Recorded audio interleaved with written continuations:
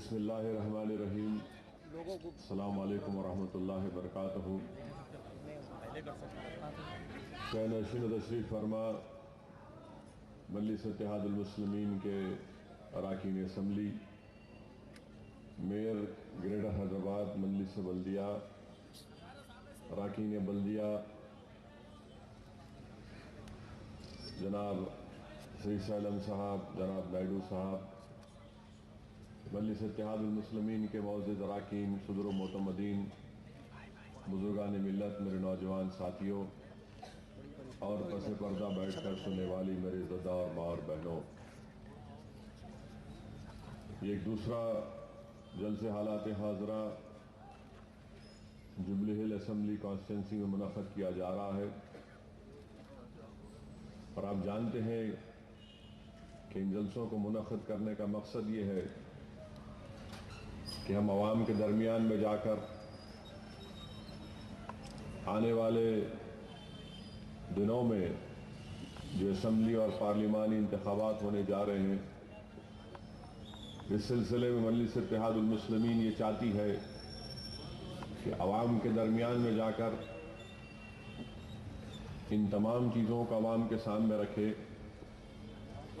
ताकि आवाम एक अच्छा फ़ैसला ले सके। और मजलिस की कोशिश यही है कि जहाँ पर हमारी पूरी कोशिश ये होगी कि अल्लाह के फजल व करम से जो पिछले असम्बली और पार्लिमानी इंतख़ाबात में हमारे अरकान असम्बली जो कामयाब हुए, उन दोबारा उन्हीं हल्क़े जात से मजलिस इत्तेहादुल मुस्लिमीन अपनी कामयाबी को बरकरार रखे। और मजलिस ये चाहती है कि ऐवान असम्बली में हमारी नुमाइंदगी में इजाफा हो। और मजलिस की कोशिश यही है कि जहाँ पर ऐवान असम्बली में हमारी नुमाइंदगी में इजाफा हो, वहीं पर हिंदुस्तान की जो सबसे बड़ी पंचायत है उस लोकसभा में भी हमारी नुमाइंदगी में इजाफा हो। इसीलिए मजलिस ने फैसला लिया कि हम लोग जमात की तरफ से जुबली हिल्स में अपने उम्मीदवार को खड़ा करेंगे। सिकंदराबाद पार्लिमानी हल्के से मजलिस इत्तेहादुल मुस्लिमीन अपने उम्मीदवार को उतारेगी। मजलिस की कोशिश रहेगी कि ना सिर्फ जुबली हिल बल्कि राजेंद्र नगर, मुशीराबाद और अधोनी से मजलिस इत्तेहादुल मुस्लिमीन अपने उम्मीदवार को मैदान में उतारेगी। निज़ामाबाद ज़िले से भी मजलिस का उम्मीदवार इंशाअल्लाह ताला असम्बली के इंतख़ाबात में हिस्सा लेगा। और यह मजलिस क्यों चाहती है? मजलिस यही समझती है और मजलिस की सोच जो आज से 55 साल पहले जब इस जमात का दोबारा अहिया किया गया, उस वक्त से मजलिस ये कह रही है कि हमको अगर हमारे मसाइल को हल करवाना है तो आपको सियासत में हिस्सा लेना पड़ेगा। ये बात 55 साल पहले मरहूम सदर अब्दुल वाहिद ओवैसी ने कही। मजलिस के दस्तूर को तरमीम किया गया और हिंदुस्तान के दस्तूर के ताबे उसको किया गया। 55 साल पहले मजलिस ने कहा था कि हम सियासत में हिस्सा लेंगे, इसलिए लेंगे ताकि हमारी मजहबी शनाख्त बरकरार रह सके, ताकि हमारी तहजीबी शनाख्त को हम और मजबूत कर सकें, ताकि हम हमारी सफ़ों से जो गरीबी है उसका खात्मा कर सकें, नाइंसाफ़ी जो हमसे की जा रही है उस नाइंसाफ़ी के दौर का हम खात्मा कर सकें। ये वही जमात थी, वही मरहूम सदर थे जिन्होंने जब पहले आंध्र प्रदेश में बैकवर्ड क्लास कमीशन बना तो यही मजलिस थी। मरहूम सदर ने जाकर बैकवर्ड क्लास कमीशन से मुतालबा किया था कि यहाँ पर गरीब मुसलमानों को रिजर्वेशन मिलना चाहिए। ये नुमाइंदगी ऑन रिकॉर्ड उस वक्त मरहूम सदर ने की और उस वक्त मजलिस ने मुतालबा किया था कि उन लोगों को मिलना चाहिए जो इनकम टैक्स अदा नहीं करते। बाद में सुप्रीम कोर्ट ने क्रीमी लेयर का कॉन्सेप्ट के बारे में कहा। मजलिस हर मोड़ पर बेबाक तरीके से नुमाइंदगी करती आई है। हम पर इल्जाम लगाने वाले बहुत से इल्जामात लगाए। कभी हमको फिरका परस्त कहा गया, कभी हमको एक एक नई किस्म की हमको गालियां दी गई, क्या क्या नहीं कहा गया हमारे बारे में। मगर मजलिस ने कभी भी इन तनकीद करने वालों की तनकीद को या फिर इनकी रकेक हमलों को या फिर हमारी ज़ात पर जो हमले किए गए, कभी मजलिस के कायदीन ने इसका नोट नहीं लिया। मजलिस ने हमेशा आवाम के मसाइल को सामने रखकर अपनी पॉलिसियों को बनाया। मेरे अजीज दोस्तों, मेरे भाई, आप जानते हैं कि आज जिस दौर से हम गुजर रहे हैं, जो चैलेंजेस हमारे सामने हैं, अगर हम उन चैलेंजेस का मुकाबला करना चाहते हैं तो बेहद ज़रूरी है कि हम अपनी जमात को मजबूत कर सकें। मैं आपसे सिर्फ ये बताना चाहूँगा कि मजलिस पर इल्ज़ाम लगाया जाता है कि हम फ़िरका परस्त हैं। सवाल ये पैदा होता है कि मजलिस पर इल्ज़ाम लगाने वाले ये तो बताओ कि 1960 में जब पहला बल्दिया का इलेक्शन हुआ था, उस वक्त मजलिस के 20 अराकीन बल्दिया मुंतखब हुए थे। उस 20 अराकीन बल्दिया में 2 दलित भाई 1960 में मजलिस इत्तेहादुल मुस्लिमीन के प्लेटफॉर्म पर मुंतखब होकर आए। और जब मजलिस की इस कामयाबी को देखें तो रातों रात उस वक्त की कांग्रेस की गवर्नमेंट ने, उस वक्त हैदराबाद की बल्दिया अलग थी, सिकंदराबाद की बल्दिया अलग थी, मजलिस की गैर मामूली कामयाबी पर उस वक्त के कांग्रेस की हुकूमत परेशान हो गई और रातों रात जियो इशू किया गया और हैदराबाद की बल्दिया और सिकंदराबाद की बल्दिया को मिलाया गया। क्यों मिलाया गया? महज इसलिए मिलाया गया कि मजलिस की इतनी बड़ी कामयाबी हुई, उस कामयाबी के असर को रोकने के लिए किया गया। उसके बाद फिर कई सालों के बाद जब दोबारा बल्दिया के इलेक्शन हुए, फिर मजलिस की कामयाबी हुई तो ये लोग परेशान हो गए। तो तेलुगु देशम के दौर में ये तमाम साजिश शुरू की गई। जो MCH था उसको GHMC किया गया। GHMC करने के बावजूद भी दूसरी बड़ी जमात मजलिस बनी तो हुकूमत और फिरका परस्त तंजीमें परेशान थी कि कैसे मजलिस को रोका जाए। मैं आपसे बताना यह चाह रहा हूं कि इल्जाम हमेशा यही लगता है कि फिरका परस्त हैं, फिरका परस्त हैं।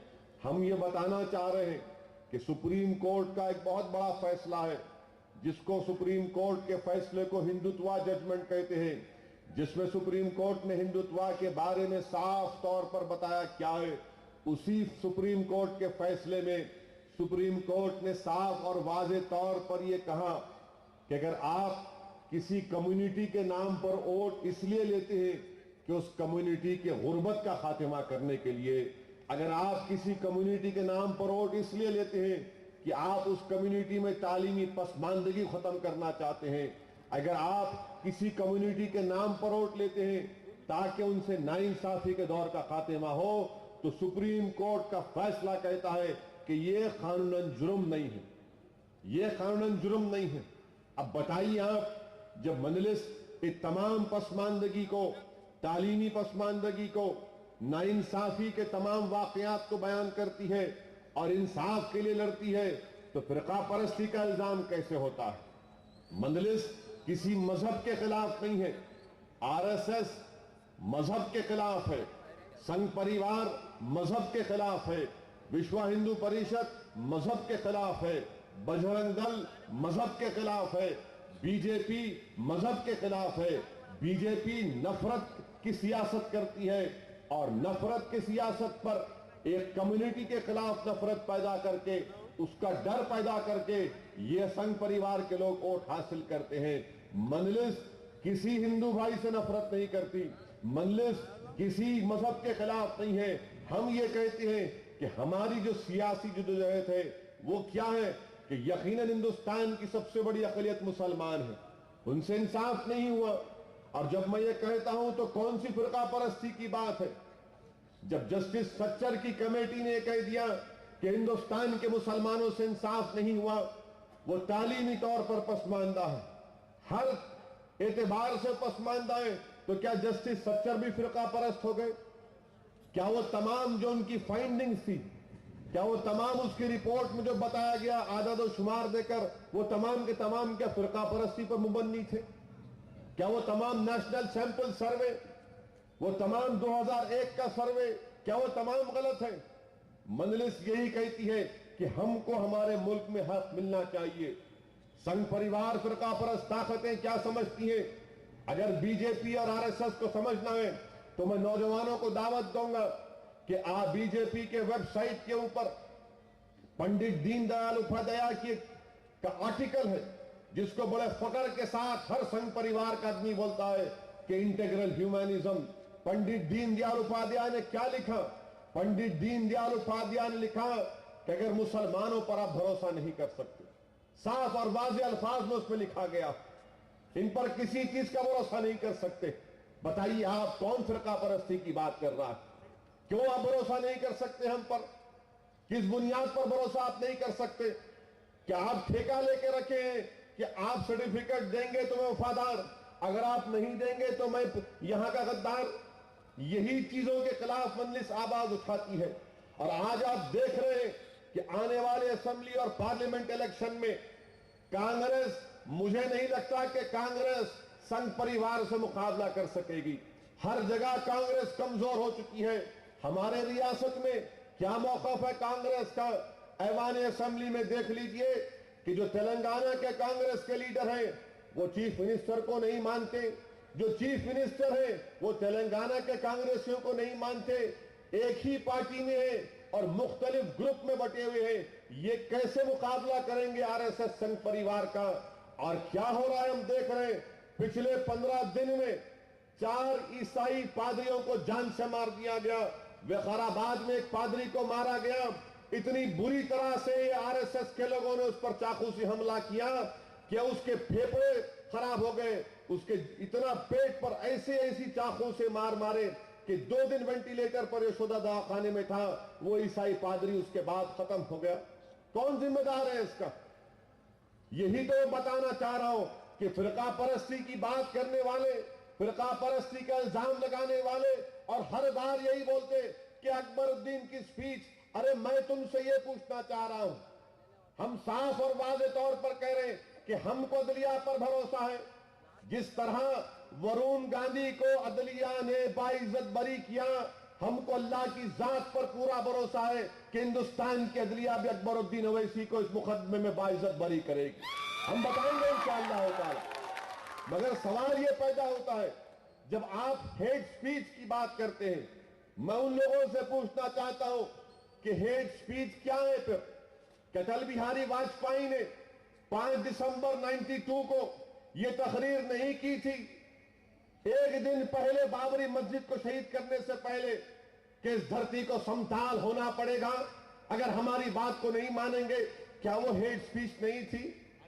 जिन लोगों ने नारा लगाया था, नौजवान आज यहां पर हैं जो शायद उस वक्त उनकी पैदाइश होगी 1992 में, उस वक्त एक नारा लगाया गया था कि एक झटका और दो, बाबरी मस्जिद को तोड़ दो। क्या वो हेट स्पीच नहीं था? कितने लोगों को बुक किया गया था? कितने लोगों के खिलाफ मुकदमे आयद किए गए? किसी के खिलाफ मुकदमा आयद नहीं किया गया। कि यही आज बीजेपी का जो वजीर आजम का उम्मीदवार नरेंद्र मोदी, क्या इसने नहीं कहा था गुजरात में, क्या इसने गुजरात में नहीं कहा था 2002 में? अगस्त का आउटलुक मैगजीन उठाकर देख लीजिए, अगस्त 2002 का आउटलुक मैगजीन उठाकर देख लीजिए, जिसमें लिखा गया कि नरेंद्र मोदी ने कहा था कि हम ये रिलीफ कैंप इसलिए चलाएं ताकि इनके 2 और इनके 5 और पैदा कर सके। क्या ये हेट स्पीच नहीं थी? क्या उसी इंतखाबात में नरेंद्र मोदी ने नहीं कहा था? उस वक्त हमारे चीफ इलेक्शन कमिश्नर लिंगडो साहब थे जो आज वकाराबाद में रहते हैं, इनका नाम लेकर कहा जेम्स लिंगडो, ये ईसाई है, ये रोम से आए हैं। क्या ये हेट स्पीच नहीं थी? अरे हर चीज आपको खोल खोल के बता सकती मजलिस, मगर इनके पास हमारी बात आई तो हम मुजरिम हो गए, बगैर अदालत के फैसले के हम मुजरिम हो गए और आप दूध के धुले हुए हैं। परसों इंतखाबात हुए गुजरात के, तो क्या उसमें मोदी ने नहीं कहा कांग्रेस के बहुत बड़े लीडर के बारे में, अहमद भाई पटेल? क्या वही इंतखाबात में मोदी ने नहीं कहा कि हमको मुशर्रफ से मिला दिया था, मियां मुशर्रफ को हम कामयाब करें? सोहराबुद्दीन को कहा कि सोहराबुद्दीन को नहीं मारेंगे तो क्या करेंगे? क्या ये हेट स्पीच नहीं है? सादी रितांबरा की तकारीर हेट स्पीच नहीं है? उमा भारती की तकारीर हेट स्पीच नहीं है? मगर हमारे पीछे क्यों? क्योंकि अगर हम बोलते हैं तो जुर्म है, आप बोलते जाएंगे। याद रखो, इस मिजाज को तब्दील करना पड़ेगा, इस मिजाज को तब्दील करना पड़ेगा। कानून सबके लिए बराबर है, कानून तो सबके लिए बराबर है, मगर अगर आप बोलेंगे तो वो कानून नहीं है, हम बोलेंगे तो कानून की गिरफ्त में आएंगे। ये कौन सा इंसाफ, ये कौन सा इंसाफ। और मैं उनको बताना चाह रहा हूं कि तुम जैसा जैसा मुकाबला करोगे, हम उस तरह का मुकाबला करने को तैयार हैं। हम खामोश हरगिज नहीं बैठेंगे। कोई अगर हमको कहेगा कि कुत्ते का बच्चा कहेगा तो हम भी पलटा के बोलेंगे तेरा खानदान कुत्ता, तू कुत्ता, तेरा हर चीज कुत्ते का बच्चा। जब उस पर जुर्म नहीं आयद होता, जब उस पर मुकदमा आयद नहीं होता तो मुझ पर कैसे आयद होगा। मैं भी कहूंगा कि हाँ मेरा मतलब वो नहीं था, बोलने के बाद मैं भी कहूंगा कि नहीं मैं तेरे को नहीं बोला, तेरे बाप को बोला, तो क्या करेंगे आप? कैसे होगा ये? क्या इस मुल्क में इसी तरह धज्जियां उड़ाते जाएंगे? क्या इस मुल्क को इसी तरह कमजोर किया जाता रहेगा? और जो लोग आज बीजेपी क्या कहती है, बीजेपी का वज़ीर-ए-आज़म उज़्मा का उम्मीदवार मोदी कहता है कि इंडिया फर्स्ट, इंडिया फर्स्ट की बात करती है। याद रखिए खतरे की बात है। इंडिया फर्स्ट की बात करने वालों, मुझे ये बताओ, हिंदुस्तान जो है एक गुलदस्ता है, हिंदुस्तान जिसमें हर लोग के किस्म के लोग रहते हैं। हिंदू रहते हैं, ब्राह्मण रहते हैं, उनकी तहजीब अलग है, क्षत्रिया की तहजीब अलग है, रेड्डियों की तहजीब अलग है, कम्माओं की तहजीब अलग है, दलित भाइयों की तहजीब अलग है। हमारे ओबीसी में कई ग्रुप हैं, यादवा है, पद्मशाली है, मुनूर काफू है, इनकी तहजीब अलग है। तो क्या इन सबको एक कर देंगे आप? नहीं कर सकते आप। हिंदुस्तान हिंदुस्तान अगर है तो इसी चीज की वजह से हमारे मुल्क में जो अंग्रेजी का लफ्ज है डाइवर्सिटी, ये डाइवर्सिटी दुनिया के किसी मुल्क में नहीं है जो हमारे हिंदुस्तान में। मगर बीजेपी आरएसएस क्या बोलती? नहीं, खाली आला जात के लोगों की सोच और फिक्र गालिब आ जाना, यहां पर कोई डाइवर्सिटी नहीं रहना, यहां पर दलितों की तहजीब खत्म कर दो, खवालियों की तहजीब खत्म कर दो, और फिर ये तमाम तमाशे। इसलिए इंडिया फर्स्ट की बात करने वालों, तुम हिंदुस्तान के दस्तूर को नहीं पढ़े, और पढ़ भी चुके तो तुम उसके खिलाफ काम करने की बात करते हो। पढ़ो कभी जाके नौजवानों, हिंदुस्तान का दस्तूर दफा 25 से 30 तक क्या कहता है। दस्तूर की दफा 25 से 30 ये कहता है कि मुसलमानों की तहजीब, मुसलमानों की मजहबी शनाख्त को बचा के रखना, यही इसका स्पिरिट है। दफा 25 से लेकर दफा 30 तक जो हमारे मुल्क का फंडामेंटल राइट है। कैसे आप कहेंगे कि इंडिया फर्स्ट, फिर बीजेपी बोलती, मोदी बोलता कि सबका विकास सबका साथ। कहां का विकास? गुजरात में प्री मैट्रिक स्कॉलरशिप मुस्लिम बच्चों को नहीं दी जाती। गुजरात में 2 कानून बनाए गए। क्या कानून बनाया गया गुजरात में कि अगर आप अपना मजहब तब्दील करना चाहते हैं तो नहीं तब्दील कर सकते। यह कानून बनाया गया गुजरात में। यह और बात है कि गवर्नर ने उस पर दस्तखत नहीं की, कानून नहीं बना, मगर असेंबली में तो बिल पास हुआ।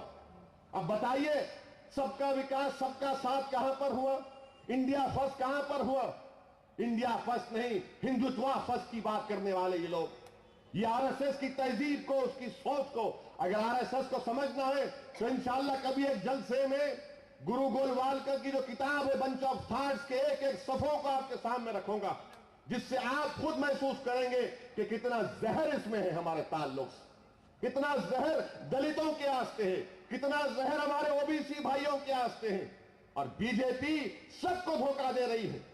आरएसएस इनका असल ताकत है, जो नागपुर में बैठकर जो फैसला करते ये लोग, आरएसएस उस पर अमलावरी करती, और फिर आरएसएस वाले बयान देते कि बच्चे पैदा करो। अरे आप खुद शादी नहीं करते और दूसरों क्यों बोल रहे आप बच्चे पैदा करो?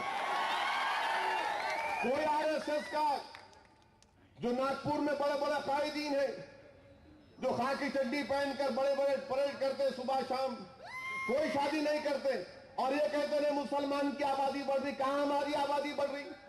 गलत बात है। आदादो शुमार इस बात को बताते कि हमारी आबादी इस तरह से नहीं बढ़ रही। 2001 का सेंसस आया, उसने कहा कि यकीनन तमाम तबकों में हमारी आबादी ज्यादा है, मगर हमारी आबादी का ग्रोथ रेट गिरा। तो ये आरएसएस बोलती नहीं आबादी बढ़ रही, पूरा इनका कब्जा हो जा रहा। कहां कब्जा हो रहा? अगर कब्जा भी हो गया तो कौन सा बुरी बात है? क्या मुल्क हमारा नहीं है? क्या हम हिंदुस्तान से वफादारी नहीं कर सकते? अरे जहां पर हमने 700 साल जहां बानी हुकूमत की, जबकि हमने हर चीज उस मुल्क के लिए की, क्या दोबारा नहीं कर सकते? और आपने क्या किया बताइए। इसीलिए मैं अजीज दोस्तों समझने की जरूरत है और अफसोस यह है कि बीजेपी टीडीपी के साथ मिलकर इलेक्शन लड़ने वाली। तेलुगु देशम नुकसान उठाई। 2004 में तेलुगु देशम की धज्जियां उड़ गईं। कहां उसके 180 एमएलए और 45 पे नायडू आ गए थे। बीजेपी के साथ सफर किए थे, मगर आज दोबारा अलायंस करने जा रहे हैं और ये दोनों मिलकर ये समझ रहे हैं कि इनकी सीटों में इजाफा होगा। चंद्रबाबू नायडू ख्वाब देखने के आदी हैं। चंद्रबाबू नायडू बाजों ऐसा लगता है कि उनके ससुरे एक्टर थे तो उन्होंने समझते कि मेरी फिल्म भी सुपरहिट हो जाएंगी। नायडू साहब, आप अपने ससुरे को धोखा दिए, आप अपने ससुरे के नहीं हुए तो आपकी कोई पिक्चर हिट होने का सवाल ही पैदा नहीं होता। मैं तो आपको चैलेंज कर रहा हूं नायडू साहब, आप बीजेपी से अलायंस करो और जुबली हिल से आके इंतखाबात लड़के देख लो, हम आपको हरा के बताएंगे इंशाअल्लाह होता। क्यों चंद्रबाबू नायडू परेशान है? क्यों नायडू ये कह रहे हैं कि मैं शेरलिंगमपल्ली जाऊंगा? कहां का शेरलिंगमपल्ली जा रहे? जुबली हिल में आ जाओ या गली गली में शेर है उससे मुकाबला करो, मालूम होगा आपको। क्यों करना चाह रहे शेरलिंगमपल्ली? कभी बोलते शेरलिंगमपल्ली से लड़ेंगे, कभी बोलते वहां से चित्तूर का उनका आबाई हल्के से लड़ेंगे, कभी रिपोर्ट आती कि नहीं मलकाजगिरी से लड़ेंगे। अरे जुबली हिल से लड़के बताओ, वो क्यों केबल वाले को उतार दिया आप मैदान में? उन्हें जानता ना पहचानता जुबली हिल में किसी को, कोई नहीं जानता बेचारे को, वो कहां से किधर से आया। मगर मकसद क्या है कि बीजेपी के साथ मिलकर इलेक्शन लड़ना। कांग्रेस मुकाबला नहीं कर सकती तेलुगु देशम बीजेपी से। साफ और वाज़ेह अल्फाज में आपसे कह रहा हूं। 4 रियासत के लिए असेंबली इलेक्शन हमारे सामने है। बताइए आप, राजस्थान में कोटा एक इलाका है जहां पर बहुत बड़ी आबादी है मुसलमानों की। मेरे दिल्ली में एक बहुत बड़े सहाफी मेरे दोस्त हैं, वो इलेक्शन का कवरेज करने अपने अखबार से गए, डीएनए अखबार, उनका नाम इफ्तिखार गिलानी। इफ्तिखार गिलानी ने मुझे बताया कि जब वहां पर गए तो कांग्रेस की तरफ से इंतखाबी मुहिम कैसी हो रही देखो आप। मिसाल के तौर पर ये आपके एरिया में आ गए कोई और ये बताया गया कि देखो कांग्रेस के बहुत बड़े लीडर आ रहे दिल्ली से या बहुत बड़े लीडर हैं इंतखाबी मुहिम चलाने आ रहे, जरा आप लोग मुलाकात करिए। तो जाहिर है लोग बोले चलो अच्छा है भाई, मस्जिद के पास ऐसा मस्जिद है वहां जाइए, वहां मुलाकात हो जाएंगी। तो जो बड़े कायद इनके आए अपनी गाड़ी खुद चला के आए, उन्होंने राजस्थान के रिटायर्ड आईजीपी हैं और आईजीपी साहब गाड़ी में आए, मस्जिद के सामने लोग नमाज पढ़ के निकल रहे और लोग हैरान है कि जिसको बड़ा आदमी समझ रहे थे वो अपनी गाड़ी में इतना बड़ा कुत्ता भी है उसके साथ। इतने बड़े कुत्ते के साथ गाड़ी में अल्सेशन कुत्ता है डॉग, आप इंतखाबी मुहिम को आगे। अरे भाई जरा लिहाज तो रखना। ये क्या इनके बड़े लीडर है, ये गुरूर और तकब्बुर जो इनमें पैदा हो गया कि नहीं कुछ भी नहीं होता, कहां जाते, हमारे को नहीं वोट देंगे तो किसको देंगे। अरे याद रखो कांग्रेस वालों, दीन इस्लाम में जिस्मानी खुदकशी हराम है मगर सियासी खुदकशी हराम नहीं है। सियासी खुदकशी हराम नहीं है। मैं खुदकशी नहीं करने जा रहा हूं, मैं अपना हक लेने जा रहा हूं। अगर हम जुबली हिल में इंतखाबात में हिस्सा ले रहे तो ये हमारा हक बनता। क्यों नहीं हम कामयाब हो सकते यहां से? क्यों नहीं हम अपने मसाइल को हल करवा सकते?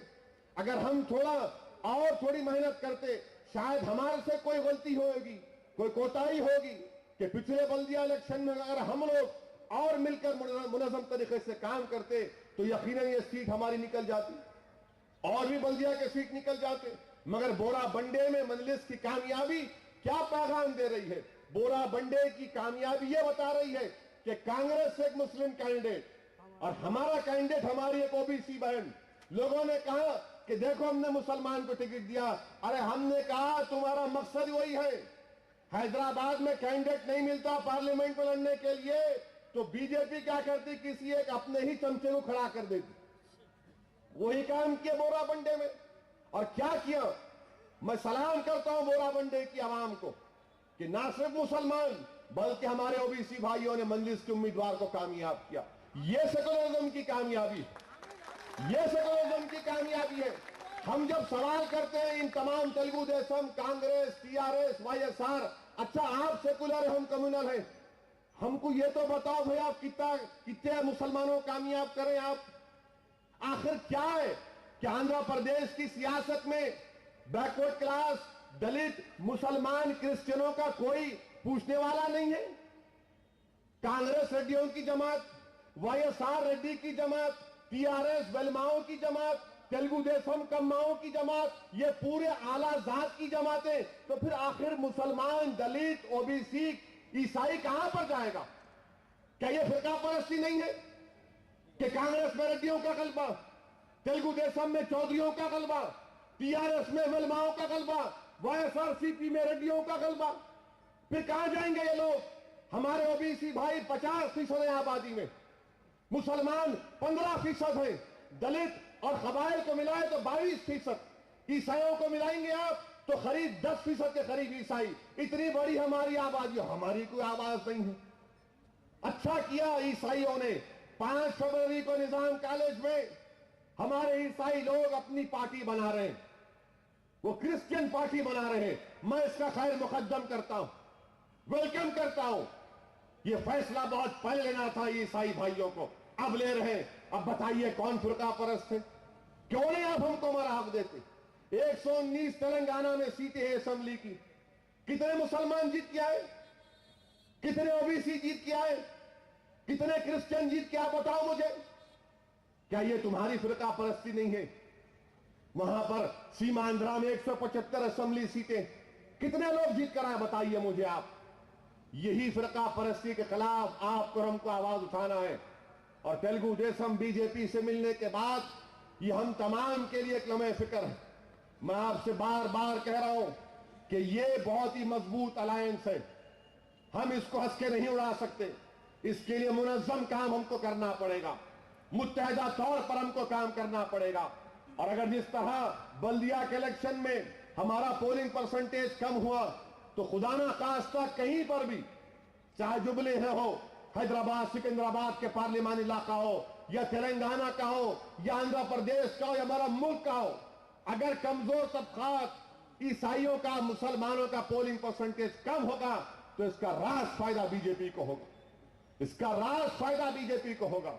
इनकी पूरी कोशिश यही है कि हर जगह पर फिरका परस्ती के माहौल को पैदा कर दो।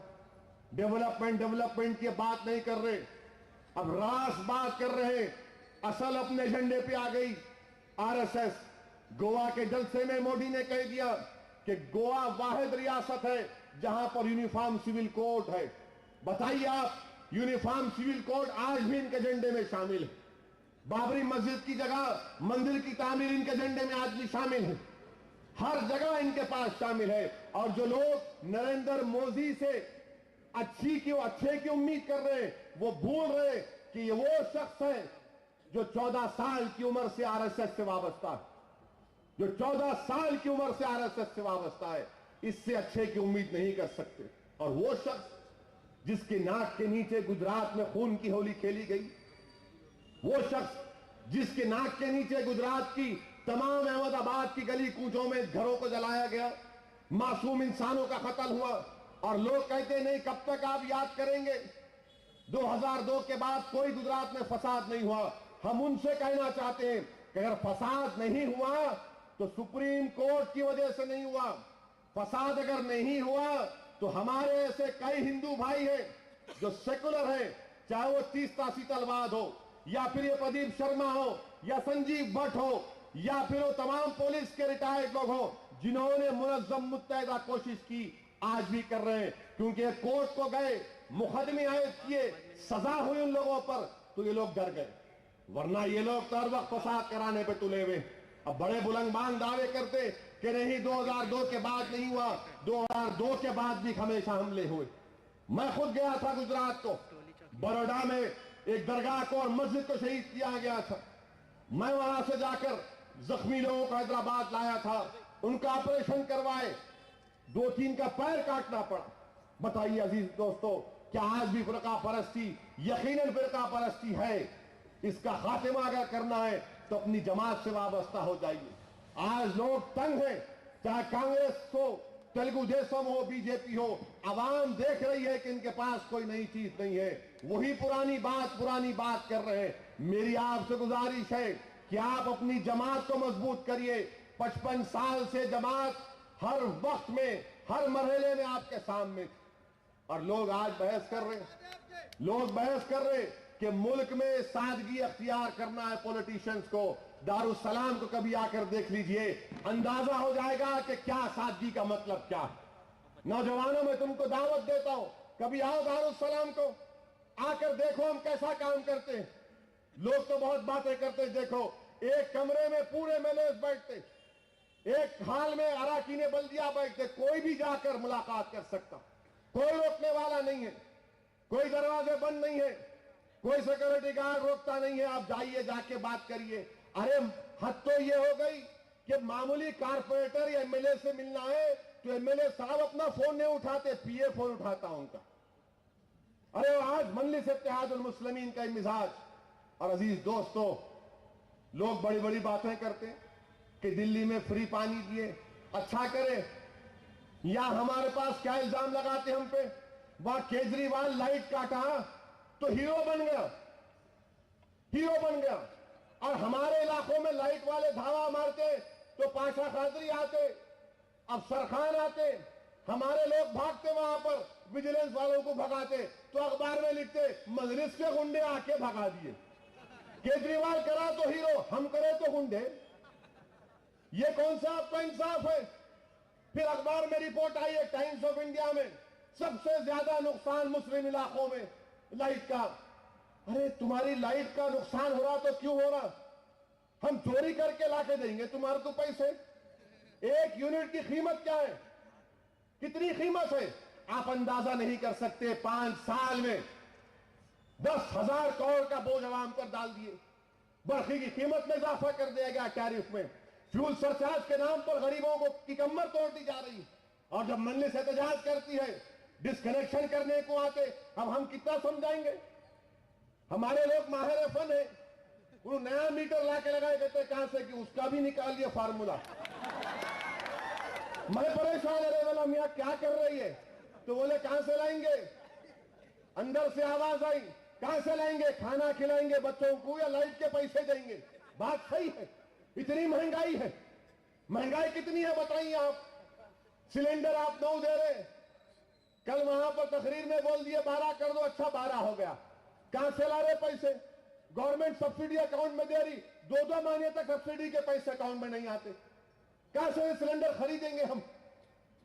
आज हमारे खिलाफ हम लाइट वालों को रोकते, हसन नगर में पाशा खादरी रोके तो अखबार में टाइम्स ऑफ इंडिया में लिख दिए कि साउथ में सबसे बड़ा नुकसान है, और मजलिस के लोग रोकेंगे हम, हमेशा रोकते हैं, रोकेंगे तुम्हारे को। तुम कीमतों में कमी लेकर आओ, बर्फी की जो सप्लाई है बराबर करो, और पानी नहीं आता हमारे घरों में। हर एक के घर में मोटर है, लाइट नहीं है तो मोटर से पानी कहां खींचेंगे आप? कहां से खींचेंगे पानी? ऐसा पानी देते जैसा तबर्रुक दे रहे गवर्नमेंट। तबर्रुक समझना है उसको। अरे मशीन लगाए तो पानी खींचता हूं नहीं, आप लाइट का मीटर नहीं। अरे कहां से करेंगे फिर? गरीब क्या करेंगे फिर? गरीब कैसे इस महंगाई के दौर में कैसा मुकाबला करेगा? जितने दावे होंगे हम जाएंगे, ठहरेंगे, रोकेंगे, तुम्हारा हर महाज पर हम मुकाबला करेंगे। तुम क्या लिखते लिख लो हमारे को, तुम गुंडे लिखो, आईएसआई का एजेंट लिखो, जो लिखते लिखो, हमको उसकी फिक्र नहीं है। हम गरीबों के हक का तहफ्फुज़ करेंगे, आवाम पर अगर जो बोझ डालेगा उससे मुकाबला करेंगे। ये तो काम सियासी जमात का है, अगर हम नहीं करेंगे तो कौन करेंगे? मगर बताना यह चाह रहा हूं, उन्होंने वहां लाइट काटे तो चीफ मिनिस्टर बन गए, हम यहां रोक रहे तो हमको गालियां दे रहे आप। अरे अखबार वालों, एक पॉलिसी को अपनाओ, एक पॉलिसी को अपनाओ। कहां से गरीब लाके पैसे देंगे? एक एक घर में अगर 2 कमरे 3 कमरे का घर है तो 4-4, 6-6 हजार रुपये लाइट का बिल कहां से लाके देंगे? कहां से लाके देंगे? बच्चों की फीस, खाने की कीमतें। अजीज दोस्तों, इसीलिए मैं कह रहा हूं कि हर एतबार से कांग्रेस की हुकूमत कमजोर पड़ती जा रही है। ये सुधरने का नाम नहीं लेते, इन्हों सुधरने का नाम नहीं लेते। असेंबली में बहस हो रही तो कांग्रेस के मिनिस्टर बोल रहे निजाम क्या किया? अरे तूने से नाम निजाम का लेना अच्छा है भाई, लो आप मैं भी जमहूरियत का कायल हूं, मैं फ्यूडलिज्म पे भरोसा नहीं करता। वो मिनिस्टर शैलजानाथ बोले, मैं उनसे पूछना चाहता हूं, शैलजानाथ तुम्हारा ताल्लुक रायलसीमा से है, बताओ अनंतपुर में मुसलमान इतना परेशान क्यों है? बताओ अनंतपुर में हम क्यों जीत के नहीं आ रहे? बताओ अनंतपुर में जो वहां पर कापू और मुसलमान क्यों डर रहे? क्यों तुम्हारे बमों से डर रहे क्या? वहां की बात क्यों नहीं करते तुम? अरे तुम हमको गाली दे रहे, बताओ हमको ये तो बताओ कि तुमने क्या बनाया हैदराबाद में? क्या बनाया तुमने? अरे जिस असेंबली में बैठ के तुम निजाम को गाली दे रहे, वो भी तो उसकी देन है वड़ैया की। वो बिल्डिंग तो उसकी देन है ना। आपके अब्बा क्या किए बताओ? आपके अंकल क्या किए बताओ? आपके मामू कौन सा तीर मारे? आप वहां से आके हमको गाली दे रहे। अरे बिल्डिंग हम लोग बनाए, उसमें बैठ के हमको आप आंखें दिखा रहे। आप बीमार पड़ गए थे, निम्स को जाते, कौन आपके डैडी बनाए? हम बनाए? निम्स हम बनाए? पीने को पानी कौन दिए गंदी पेट से? आप बनाए? हम बनाए? हिम्मत सागर कौन बनाए? आप बनाए? हम बनाए? हाई कोर्ट की बिल्डिंग आप बनाए? हम बनाए? क्या क्या बोलूं तुम्हारे सामने? क्या आप क्या बनाए? आप कुछ नहीं बनाए। आप तो आके जेबक भर लिए अपनी और हमको गरीब कर दिए।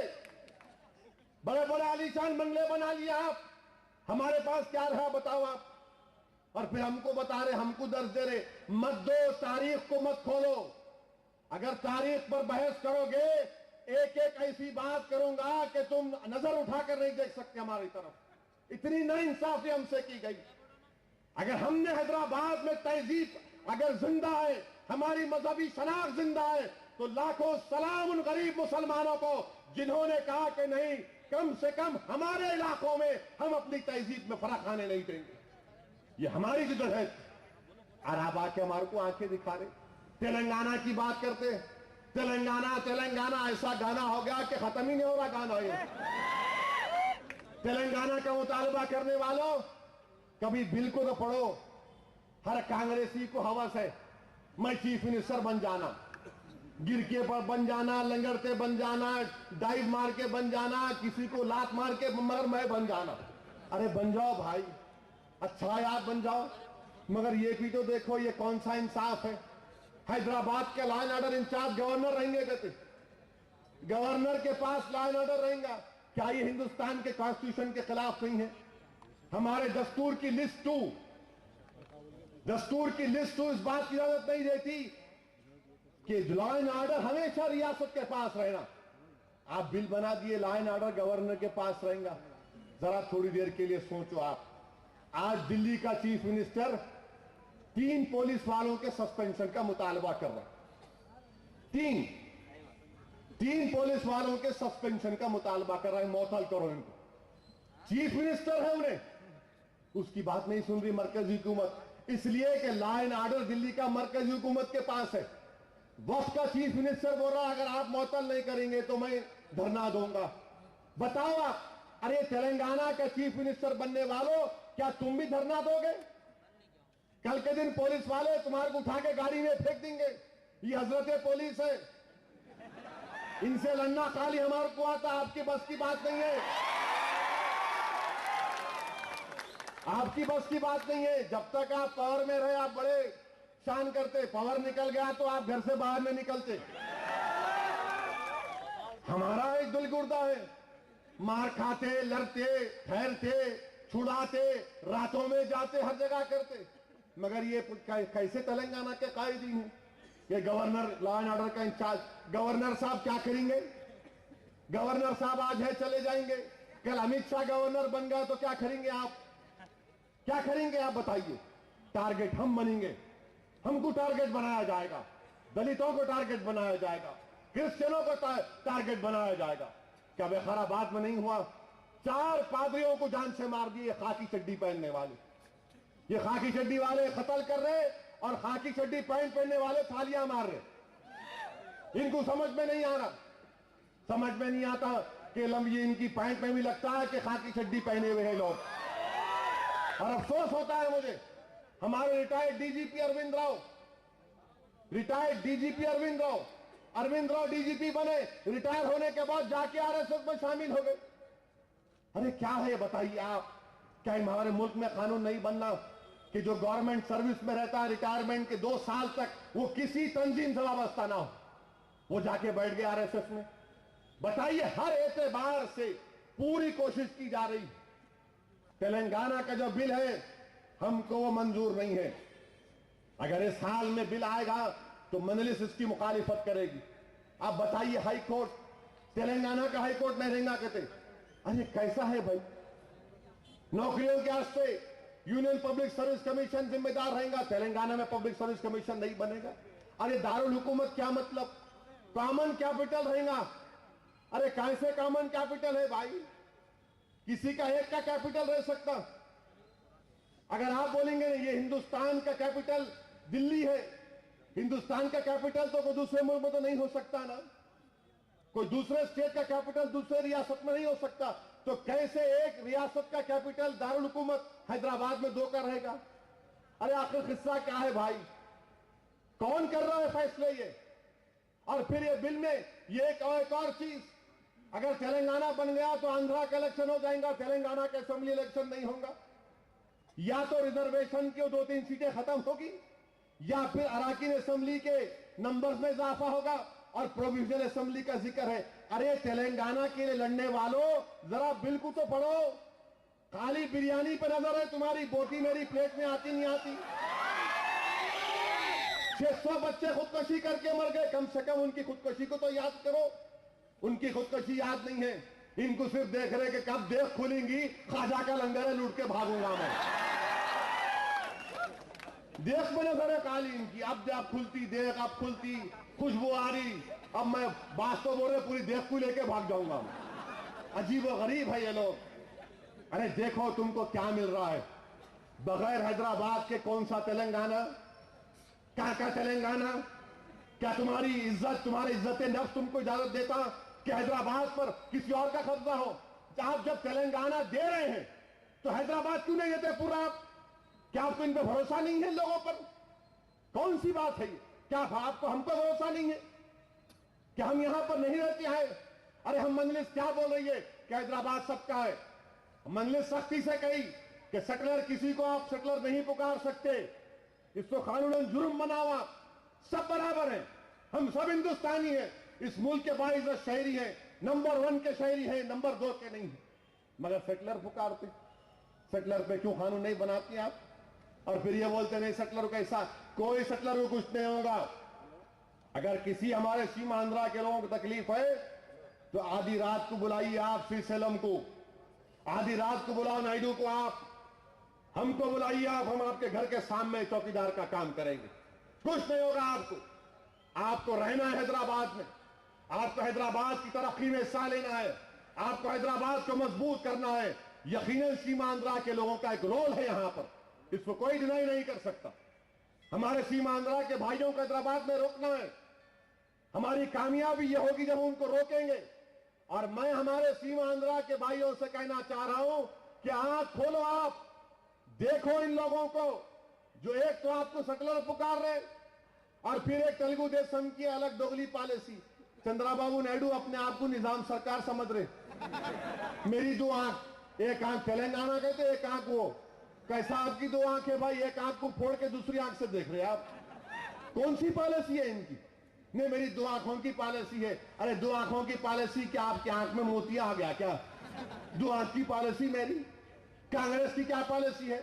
और फिर वो लोग बोलते कि नहीं सेटलरों को भगा देंगे हम, कोई सेटलर नहीं भागेगा इंशाअल्लाह ताला। इनका कंट्रीब्यूशन है, इसको मानना पड़ेगा। और हमारी कामयाबी होगी कि उनको रोकेंगे, क्योंकि हैदराबाद को और तरक्की करवाना है, हैदराबाद को और मजबूत करना है, और यकीनन हैदराबाद को बुनियादी मसाइल को हल करना है। अजीज दोस्तों, ये मजलिस इत्तेहादुल मुस्लिमीन करना चाहती, इसीलिए आप सदवन गुजारिश है कि आप जहां कहीं भी जिस जगह पर हैं अपने वोट का इस्तेमाल करिए, वोट के परसेंटेज को बढ़ाइए। पोलिंग परसेंटेज अगर हमारा वही 45-50 रहा तो नहीं हो सकता मेरे भाई। ये कोई पास का नहीं है मामला। मैं जब हैदराबाद पब्लिक स्कूल में पढ़ता था तो मेरी बड़ी ख्वाहिश होती खाली पास हो जाना भाई, 40 ला लिया तो बस। अब ये मामला पास होने का नहीं, हम पास हो गए ऑलरेडी। अब डिस्टिंक्शन लाने का है, गोल्ड मेडल लाने का है, रिकॉर्ड तोड़ने का है। बताना उस कुत्ते के बच्चे को कि हमारा रिकॉर्ड क्या है।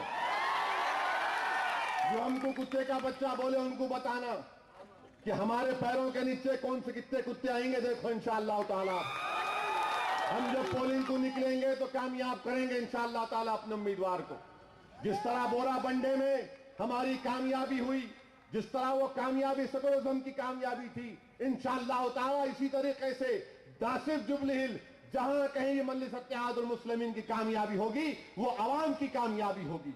वो हमारी शख्सियत की कामयाबी नहीं होगी बल्कि हमारी सोच की कामयाबी होगी, हमारी इज्तिमाई कामयाबी होगी, इनफरादी कामयाबी नहीं होगी। सेकुलरिज्म की कामयाबी होगी, फिरका परस्तों के खिलाफ कामयाबी होगी और आरएसएस संघ परिवार के खिलाफ एक मुंह तोड़ जवाब हमको देना, मुंह तोड़ जवाब इनको देना।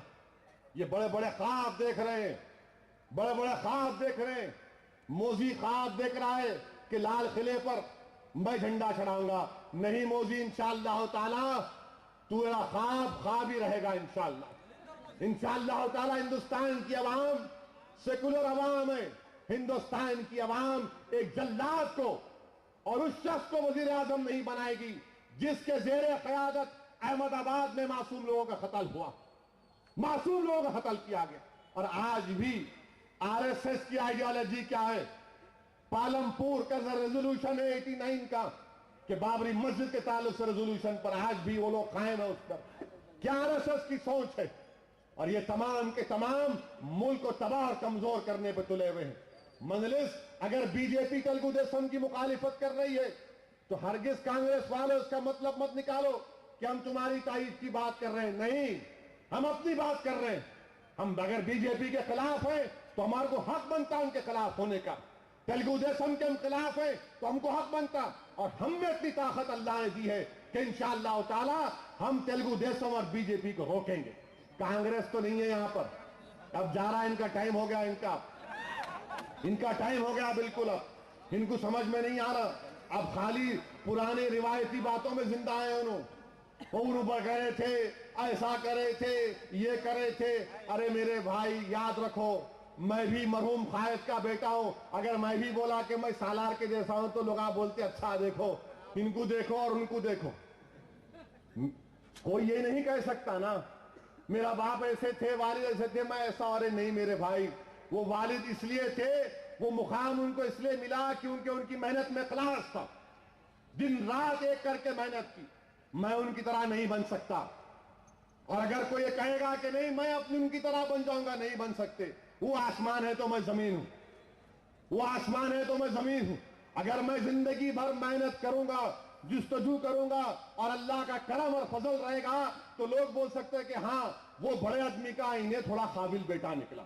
मगर अगर कोई बोलेगा नहीं मेरे दादा थे, मेरे नाना थे, मेरे पप्पा थे, मेरे भाई वो जमाना गया, लोग ये बोल रहे तुम क्या है बताओ, क्या तुम में काबिलियत है, क्या तुम में फन है, क्या तुम में जुस्तजू का जज्बा है, क्या तुम में अल्लाह का खौफ है, क्या तुम काम करना चाहते हो? ये चीजें आवाम देख रही है। इसलिए नौजवानों मैं तुमको दावत दे रहा हूं, तुम आओ जमात में शामिल हो, कोई तुमको रोकेगा नहीं। तुम आओ, जमात की लीडरशिप तुम लो, तुम इस जमात को लेके आगे बढ़ो। हम कब तक जिंदा रहेंगे किसी की जिंदगी का भरोसा नहीं है। कोई ये नहीं कह सकता कि 44 साल का नौजवान जिंदा रहेगा या फिर 70 साल का ज़ईफ जिंदा रहेगा। ये तो अल्लाह के हाथ में, जब हुक्म हुआ जाना है रे। मगर इस सोच को जिंदा रखो।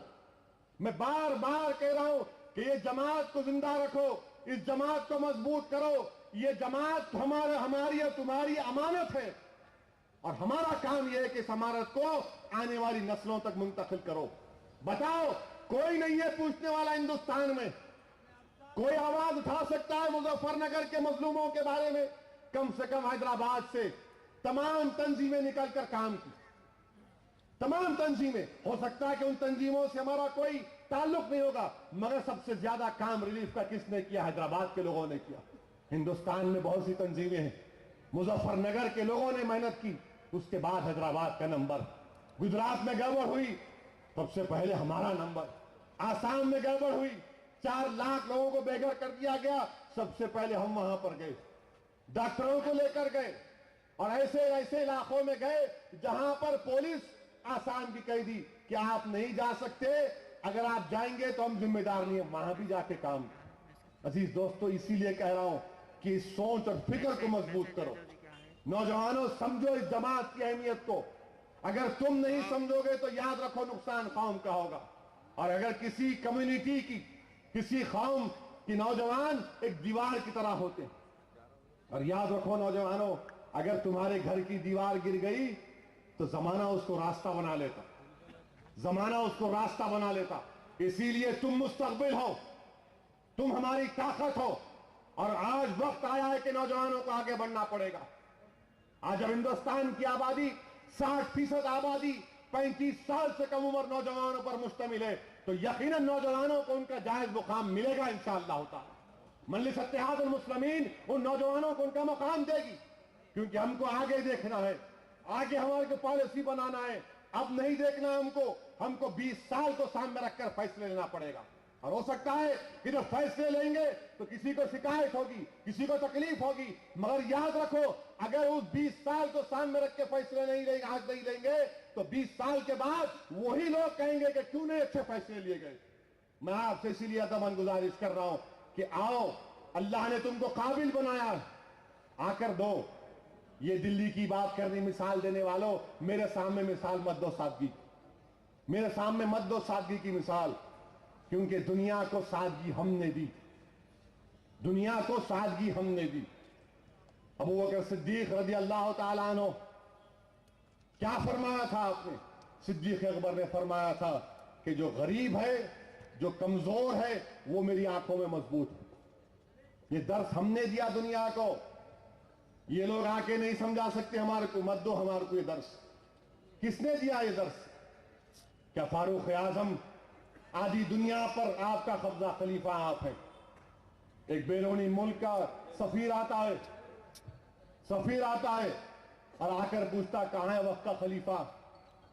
तो लोग बोलते देखो वो जो मट्टी का तकिया बनाकर झाड़ के नीचे लेटा हुआ है हमारा खलीफा। ये सादगी है। किसने कहा था कि कौम का रहबर कौम का खादिम है? ये फारूक आजम ने कहा था।